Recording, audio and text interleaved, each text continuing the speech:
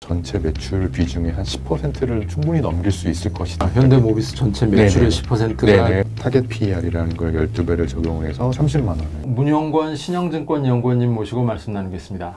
연구원님, 현대모비스 오늘 얘기해 주시는데요. 2분기 실적이 부진했죠? 네, 맞습니다. 어땠습니까? 현대기아차뿐만이 아니라 이제 글로벌 시장에 코로나 사태의 영향이 있으면서 글로벌 신차 수요, 그다음에 이제 생산 차질까지 겹쳤었거든요. 그러니까 현대모비스 같은 경우에 작년에 매출이 한 38조 정도가 되는데 그 중에서 이제 AS, 그러니까 소비자들한테 판매하는 이제 교체용 부품을 빼면은 한 30조 정도가 이제 완성차 생산량에 연동되는 구조를 갖고 있습니다. 근데 올해 2분기 때 국내 공장을 포함해서 미국, 그다음에 인도, 유럽 이런 데서 생산 차질이 있다 보니까 일단은 이제 이 모듈 사업부라는 데가 적자 전환을 1분기여서 했고요. 1분기 적자, 2분기 적자를 기록을 했고, 그다음에 현대모비스 같은 경우에는 이제 기본 체력이 이제 그 AS 사업부에서 안정적인 영업이익을 창출해내는 게 기반이거든요. 근데 뭐 미국이나 유럽 같은 경우는 생산 차질뿐만 아니라 이제 봉쇄 조치까지 있었다 보니까 뭐 소비자들이 이제 부품을 교체하거나 이러고 싶어도 딜러망 자체가 이제 봉쇄 조치가 된 영향으로 이제 영업이익률 AS 사업부의 수익성이 기존에 한 24, 25% 정도를 유지를 하다가 19% 정도까지 떨어지면서 현대모비스가 이제 보통 한 분기에 한 6천억 정도를 내는 회사인데 이번에 1,690억 정도로 영업이익 줄어들면서 약간 좀 실적이 부진한 모습을 보여줬었어요. 거의 3분의 1 수준으로 떨어진 거예요. 네. 3분기 실적은 개선이 됩니까? 지금 현재로서 보면은 아직까지는 3분기 들어서 뭐 미국이나 유럽 같은 경우에 봉쇄 조치가 추가적으로 실행되지 않았고 뭐 딜러망도 예전 수준까지 올라간 것 같더라고요. 그래서 지금 뭐 어쨌든 그 2분기처럼 뭐 19%이 정도의 수익성이 나오거나 하지는 않을 것 같고요. 다만 이제 약간은 AS라는 것도 하려면은 뭐 저희가 이동도 많이 하고 뭐 여행도 가고 뭐 하고 할 때 보통 점검도 받고 수리를 하잖아요. 근데 사람들이 자동차를 써야죠. 네, 근데 지금 같은 경우에는 아무래도 뭔가 여행이나 이런 좀 장거리 주행 이런 것들에 대해서는 좀 수요가 줄어들다 보니까 AS 사업부가 정말 전년과 똑같은 수익성이 낼 거다라고 보지는 않고 있습니다. 네, 그리고 자동차 생산 같은 경우도 내수 시장 견조하고 최근에 주요 시장에서 판매량이 4월, 5월 저점으로 해서 올라오고는 있지만 아직까지 글로벌 자동차 생산량이나 이런 것들이 전년 수준까지 올라가지는 못했었거든요. 그래서 2분기보다는 확실히 개선되는 모습이지만 전년 동기 대비는 조금은 이제 실적이 그 아래에 있지 않을까 이렇게 보고 있는 상태입니다. 현대모비스 최근에 주가 흐름은 어떻습니까? 네, 뭐 완성차, 현대차, 기아차 같은 경우에는 이제 거의 한 4월 뭐 이후로 해가지고 주가가 굉장히 많이 올랐죠. 현대차는 뭐 한 10만 원 아래까지 썼다가 최근에는 뭐 18만 원까지도 갔었고 했는데 현대모비스 같은 경우에는 지금 한 20만 원에서 계속 조금 머물러 있는 상태거든요. 초반에서 그런 것들이 아무래도 약간은 시장에서 현대모비스의 기본 체력인 AS 사업부의 수익성이 깨졌다. 그러다 보니까 주가가 뭐 기대감으로 갈 때도 있지만 결국에는 실적에 기반을 해서 움직이다 보니까 이 AS 사업부에 대한 약간은 좀 회복에 대한 신뢰가 아직까지는 이렇게 예전 수준으로 올라오지 못한 것 같아요. 근데 저 같은 경우는 AS 사업부가 3분기 때도 전년 동기랑 똑같거나 뭐 이상이 되기는 좀 어려워 보여도 이거는 회복할 수 있다 이렇게 보는데 보통 이제 뭐 현대모비스뿐만이 아니라 모든 전 세계에 있는 부품업체들이 주 고객은 이제 완성차 업체잖아요. 그렇죠. 이제 완성차 업체들 같은 경우에는 이제 뭐 계약상에 의해서 이제 가격도 점차 낮아지고 해서 단가 이런 것들이 한번 뭐 좀 떨어지고 나면은 그게 올리는 것 자체가 쉽지는 않거든요. 근데 AS 사업부는 이제 B2B가 아니라 B2C다 보니까 이게 이제 수요가 올라가게 되면 수익성도 다시 그만큼 올라갈 수 있다 이런 생각을 하고 있고요. 그 다음에 이제 비싼 차면은 아무래도 이제 부품을 갈 때 그 부품 가격도 굉장히 좀 비싼 편이거든요. 근데 아시다시피 지금 현대차가 제네시스 판매량이 굉장히 좋고 제네시스 GV80이랑 G80은 아직 미국에는 출시를 안 한 상태예요. 이제 뭐 올해 한 11월 뭐 전후로 해가지고 이제 출시가 될 텐데 보통 그런 신차가 나가게 되면은 AS 재고도 이제 딜러들한테 같이 깔아야 되거든요. 그러다 보니까 AS 사업부도 이제 2분기 바닥에서 3분기, 4분기 이렇게 올라갈 것이다 이렇게 좀 보고 있습니다. 그리고 현대모비스가 전기차, 수소차 같은 친환경차 수혜가 기대됩니까? 네, 일단은 현대모비스 같은 경우에 다른 이제 우리나라에 상장되어 있는 부품업체들 보면은 멀티플, 그러니까 저희가 흔히 뭐 PER이라 그래가지고 뭐 이익 대비 주가 뭐 이런 것들을 볼 때 밸류에이션 자체가 많이 받지는 못했었어요. 뭐 전기차와 관련된 업체나 뭐 자율주행차 관련된 업체들은 다들 뭐 10배 이상 받고 뭐 20배 받고 뭐 이럴 때 현대모비스 같은 경우는 기존에 한 8배, 10배 뭐 이렇게 아래에서 있던 이제 했었거든요. 예. 근데 그러한 이유가 약간 현대모비스가 뭐 매출은 30% 뭐 이렇게 되지만 여기서 전기차 매출이 몇인지 이런 것들을 저희가 좀 알기도 어려웠었고 또 안더라도 이게 굉장히 좀 미미했었어요. 그러다 보니까 약간 이 회사는 그냥 AS를 담당하는 회사다. 약간 이런 시선도 있었던 게 사실인데 예. 최근에 보면은 이제 현대모비스가 이제 전동화 매출이라는 거를 실적 저희가 발표 뭐 감사 보고서나 이런 걸 보면 확인이 되시거든요. 전동화가 뭔가요? 그러니까 뭐 전기차, 뭐 그다음에 하이브리드 이런 부품과 관련된 거라고 보시면 될 것 같아요. 이제 구동 모터가 들어가고 교류 모터를 쓰거든요. 근데 2차 전지는 직류만 저장이 되다 보니까 이 직류에서 교류로 바꿔줄 때 인버터라는 것도 필요하고 그러니까 그런 것들을 이제 현대모비스가 전기차, 수소차와 관련된 이런 부품들을 모듈화 또는 만들어서 현대기아차 때 공급을 하는데 내연기관 차이는 없는 부품인가요? 그러니까 새로운 부품이에요. 네, 그렇죠. 그런 것들이 성장세가 굉장히 좀 높게 나오고 있어요. 이번 2분기 때도 현대차가 거의 글로벌 생산 기아랑 합산으로 뭐 한 30% 넘게 이제 빠졌었는데 전동화 매출 같은 경우에는 뭐 50% 이상 증가를 하면서 수소차 이런 것들이 늘어남에 따라서 현대모비스도 이제 같이 그런 것들이 늘어나고 있고요. 근데 현대기아차가 네. 전기차, 수소차 판매량이 그렇게 많이 늘고 있나요? 네, 최근에 들어서는 보시면은 뭐 두 자릿수. 그러니까 이게 코로나 사태였을 때 특징이 보면은 내연기관차 같은 경우는 상대적으로 안 팔렸고, 근데 전기차 같은 경우는 일단은 기저가 좀 낮잖아요. 작년에도 뭐 예를 들어서 아직 규모가 작아서 규모가 그런 작다 보니까 상대적으로 증가율 자체는 또 굉장히 높게 나오거든요. 그러니까 100대 팔리던 거 150대 그렇죠. 50%. 네, 그런 거죠. 근데 이제 최근에 보면은 특히 유럽이나 이런 데서는 뭐 현대기아차가 전기차, 친환경차 판매량이 전체 판매량이 10% 넘어가고 있고 지금 이번 8월 달 보면은 현대기아차가 이제 뭐 한 8% 내외 정도가 이제 친환경차 정도로 구성이 되고 있거든요. 유럽에서요?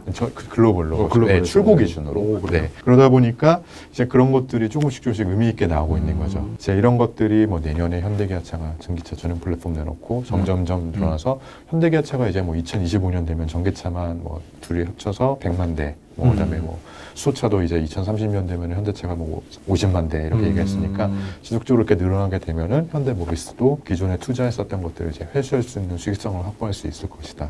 현대기아차의 전기차 판매량 목표, 그다음에 수소차 판매량 목표를 보면 미래 성장 그림이 그려지네요. 네. 그럼 모비스는 수혜를 보게 될 거고. 네. 그렇게 보고 있습니다. 근데 모비스가 이런 전동화 부분, 전기차, 수소차 관련된 부품 관련해서 글로벌리 경쟁자들은 어떻습니까?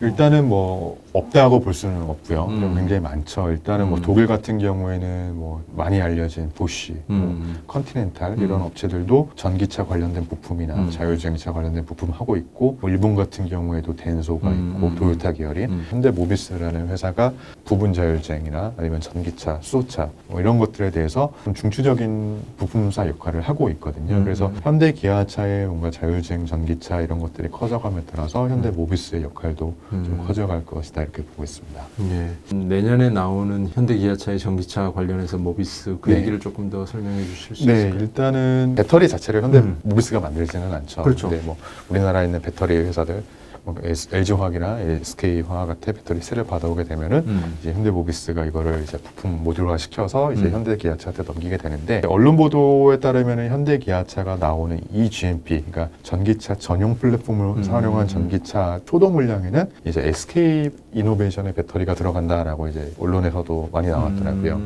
근데 지금 보면은 기존의 현대차 그룹이 이제 LG화학 같은 배터리를 받아왔었던 거는 이제 현대모비스와 이제 합작 법인이 있었었거든요. LG화학하고 현대모비스가. 근데 이제 거기에 매출을 보면은 작년 기준으로 한 1.3조 정도가 매출이 되는 것 같더라고요. 근데 이제 SK 이노베이션이랑 내년은 거는 아직까지 합작 법인이 없고, 그러다 보면 이제 이게 연결 대상으로 잡히게 되면 이제 전동화 매출이나 이런 것들이 좀 더 성장세가 굉장히 좀 가속화될 거다라고 보고 있고요. 뭐 수소차 같은 경우도 수소차도 가장 핵심 부품이 이제 연료전지 스텝 이런 것.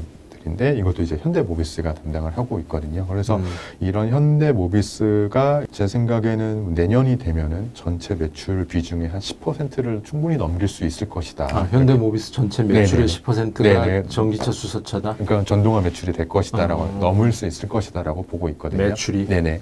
그렇게 되면은 이제 시장에서도 이 업체에 대해서 약간 멀티플이나 이런 것들을 좀 더 재고민하는 시점이 될 것이다라고 보고 이익의 있습니다. 10%는 아니지만 매출의 네네, 10%라는 그렇죠. 거는 그래도 굉장히 큰 의미가 있을 것 같은데. 네, 그렇게 보고 있습니다. 이익을 내려면 조금 더 시간과 물론 규모가 그렇겠죠. 필요할 것 같습니다. 네, 그래도 이제 미래의 성장이 보이는 거 아니에요? 네네. 10%니까. 그러면 연구원님은 모비스 주가 전망 앞으로 어떻게 네. 보고 계신가요?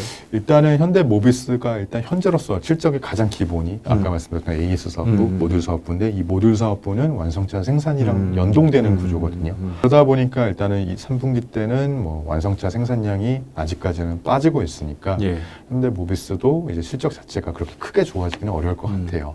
지금 보면은 현대모비스가 뭐 내년 이익 추정치, 그러니까 제 추정치가 아니라 시장 전체 네. 이제 블룸버그 추정치에서 보면은 멀티플이 PER 기준으로 한 8배가 조금 안 되는 것 같더라고요. 현재? 네. 근데 이제 그런 걸 보면은 이제 다른 업체들 대비는 굉장히 멀티플 자체가 좀 많이 낮은 상태예요. 여기서 다른 업체는 어떤 업체들인가요? 국내에 보면은 이제 뭐 한온 시스템이나 뭐 만도나 이런 업체들 보면은 다들 10배 이상 뭐 이렇게 받고 있거든요. 그런 멀티플 부담이 그렇게 크지 않다라는 거. 그다음에 이제 내년이 되게 되면은 저희가 좀 현대모비스 실적에서도 굉장히 편안할 거다라고 느끼는 게 이제 코로나가 막 더 퍼지지만 않는다라는 전제하에 뭐 1분기가 되면은 2021년 1분기 때는 굉장히 기저가 크겠죠. 그렇죠. 중국 쪽에서 기저가 크고 2분기 때는 뭐 유럽, 미국 이런 데 굉장히 기저가 크고 모두가 알지만 그쵸? 그래도 네. 숫자가 그렇게 나오겠죠. 이제 내년 한 3, 4분기가 되면은 뭐 EGMP라는 이런 차들도 조금 더 안정적으로 자리를 잡아갈 거고 그렇게 되면은 현대모비스가 올해는 좀 뭔가 기대해 볼 만한 사업부가 딱히 없었다라고 하면은 내년에는 모듈 사업부, 뭐 그다음에 AS 사업부, 그다음에 전동화 매출 이런 것들이 다 좀 성장하게 나오면서 상대적으로 내년에는 이제 완성차 생산 증가에 따른 수혜를 좀 받을 수 있을 것이다 이렇게 보고 있습니다. 목표 주가하고 괴리율이 어느 정도인가요? 네, 지금 저는 목표 주가를 내년 이익 추정치에 타겟 PER이라는 걸 12배를 적용을 해서 30만 원을. 그러니까 아까 시장 전체보다는 조금 멀티플을 더 네. 주시는 셈이네요. 네. 그런 그래도 이유들 원래는 때문에. 네, 저희 원래는 한 10배 정도 이렇게 줬었다가 이제는 약간 시장에서 좀 재평가가 이루어질 필요도 있을 것이다라는 생각이 들어가지고 혹시 현대모비스 투자하시는 투자자분들이 주의해야 될 점이 있을까요? 사업 구조가 완성차 생산량에 연동이 되다 그러니까. 보니까 이 코로나에 대해서는 무시를 하면 안 될 것 같아요. 네. 그것도 보셔야 될 것 같고 그다음에 현대모비스가 이번에 2분기 때도 실적이 좀 많이 안 나온 게 이제 모비스는 구조적으로 투자나 이런 것들이 많다 보니까 감가상각비나 이런 부담이 커지면 수익성이 빠질 수밖에 없거든요. 그러니까 매출이 빠지게 되면 현대모비스는 이익이 굉장히 좀 나오기가 어렵다 보니까 일단은 이 업체의 주 고객사인 현대기아차의 생산량을 좀 유심 있게 보셔야 될 것 같아요. 근데 이제 현대기아차 생산량에 대해서 좀 기대를 하는 게 주요 시장인 미국 같은 경우에도 현대차가 이제 아반떼 신차가 미국 공장에 투입이 되고 언제 투입돼요? 이게 원래대로라면은 제 생각에는 뭐 9월 정도일 것 같은데 뭐 3분기 내로는 투입이 되지 않을까 좀. 아반떼 굉장히 인기 있을 것 같아요. 그렇죠. 아반떼가 좀 그죠? 이제 굉장히 좀 디자인 자체가 그러니까요. 파격적으로 바뀌었고 그다음에 뭐 산타페 페이스 부분 변경 모델이지만 그것도 들어가고 기아차 같은 경우는 이제 K5가 미국에 이제 갓 들어갔거든요. 그다음에 소렌토가 들어가고 어쨌든 신차가 들어갔다 보니까 생산량에 대해서도 좀 기대를 해볼 수 있을 것이고 그렇게 되면 현대모비스의 북미 매출도 좀 늘어날 수가 있을 것 같다라는 생각이 들고요. 그다음에 뭐 인도 같은 경우에도 시장 수요 불확실성도 있고 코로나도 굉장히 좀 불확실성이 큰 시장이긴 하지만 기아차가 이제 작년부터 인도 시장에 들어갔는데 굉장히 기대 이상으로 성적이 올라오고 있거든요. 셀토스, 그다음에 이번에 또 소넷이라고 조금 더 작은 이제 SUV가 들어갔는데 그렇게 이제 현대기아차의 주요 신차가 해외에 투입이 되면은 현대모비스의 실적도 좋기 때문에 저희가 현대모비스의 뭐 모듈 매출이 얼마가 될지 이런 것들을 가늠하기 되게 어려우실 거예요. 그렇죠. 변수가 너무 많으니까. 그렇기 때문에 가장 쉽게 보실 수 있는 거는 현대기아차의 신차들이 많이 팔릴까. 그다음에 이제 생산량이 늘어나서 현대모비스의 가동률도 같이 늘어날 수 있을까 이런 것들을 좀 보시면 도움이 될 것 같습니다. 맞습니다. 지금까지 문영권 신영증권 연구원님 모시고 말씀 나눴습니다. 감사합니다. 네, 감사합니다.